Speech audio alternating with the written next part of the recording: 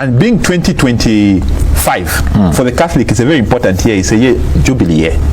And the Nuncio sent a message. Today you can go and check on the Pope's website. That's the Vatican. You are going to find that there's a message that the Catholic is working hard to convince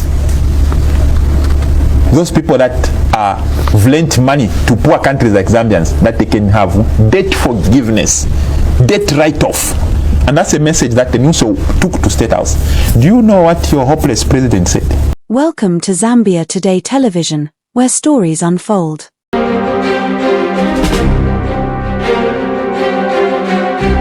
Today, we delve into a story that has sparked widespread debate and raised critical questions about Zambia's future. From the Holy See, from His Holiness Pope Francis, very strong message as the Minister of Foreign Affairs and International Cooperation has indicated. On January 1st, 2025, Pope Francis, in his New Year's Day Angelus prayer, made an impassioned plea to world leaders, urging them to cancel or significantly reduce the debts of poorer nations in the spirit of the Vatican's Jubilee Year. His message, grounded in the principles of forgiveness and equity, aimed to offer hope to the world's most oppressed and indebted nations. Zambia was at the center of this call, which manifests in the humanity of Jesus. So let us ask ourselves, do I feel loved and accompanied by God? Or do I think that God is distant from me? Are we capable of recognizing His face in Jesus and in our brothers and sisters? Are we accustomed to listening to His voice? And I will ask you this question. Do each of us remember the date of our baptism? This is very important. Think, what day? The Pope's heartfelt offer was relayed directly to President Hakainde Hichilema by Archbishop Gianluca Perisi, the Apostolic Nuncio to Zambia, during a visit to State House on December 31, 2024. This gesture underscored the Vatican's willingness to champion debt cancellation for Zambia, a move seen by many as a beacon of hope to address the nation's crushing debt burden. Whatever is possible to do, affinché soprattutto in questo prossimo anno santo, and in a special way in this next Jubilee Year, si possa raggiungere, we can reach delle iniziative, delle conquiste, some initiatives, why not achievements a beneficio di tutto il popolo zambiano, so that the whole people of Zambia may benefit from them. However, President Hichilema declined the offer, opting instead to focus on the G20's debt restructuring framework.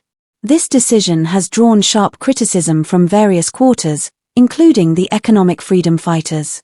EFF leader Kasonde Mwenda did not mince words, calling the president's stance, quote, a myopic and regressive approach. Classified information, I didn't plan to say it here, but I can say it for the sake of trying to disperse the lies that are going out right now. The final day of 2024, the president met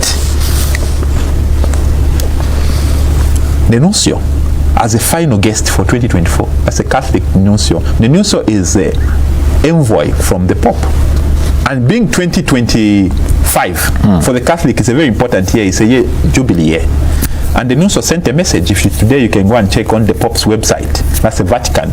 You are going to find that there's a message that the Catholic is working hard to convince those people that have lent money to poor countries like Zambians that they can have debt forgiveness, debt write-off. And that's a message that the nuncio took to State House. Do you know what your hopeless president said? Hope is in a president who goes and refuses a debt cancellation. The Vatican puts up a request that they can help this country have a debt cancellation. You know what he answered? No, we have G20 framework under which we are working our debt, and we are not pursuing debt cancellation. What hope is in refusing debt cancellation? And you think I wouldn't call him hopeless? They want to help us have debt write-off. Go to the website for the Vatican, and what does your president say? No, we have G20 framework under which we are trading our debt for investments. I mean, I was sick when I saw it. I said, this is a serious betrayal from plot one. Serious betrayal. You know what he told them? You concentrate on social activities and help us with my school. No Kudiane and Sarah. On debt, leave it to us. Who refuses somebody who's advocating for a write-off?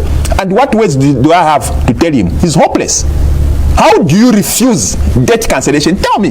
Does that even make sense? So it's like, if you chula, the way we live in bondage, some people benefit, and it hurts me. And it should hurt you too. That this poverty we have is sponsored by our own leaders. Who refuses debt cancellation? Who? Tell me.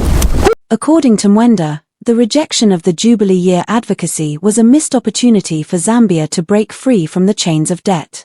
He emphasized that the Catholic Church, with its moral authority and influence across Europe and America, could have rallied powerful allies to cancel Zambia's unsustainable debt. Why should the president refuse debt cancellation? Tell me. Why? The Vatican is very powerful. They have got connections to a lot of countries.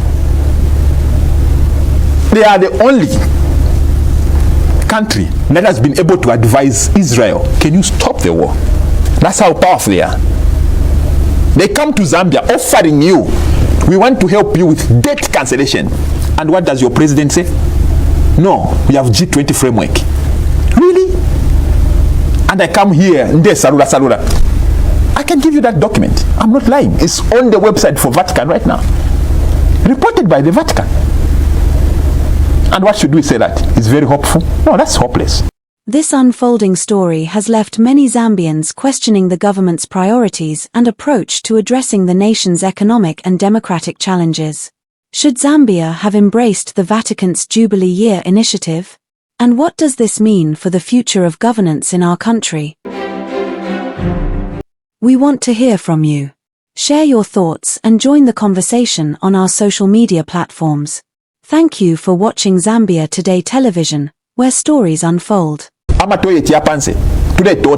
we such a backward country? I don't think so. We deserve better. Until this country rises from the doldrums of mediocrity, we start having factories. Let me take you to Rwanda.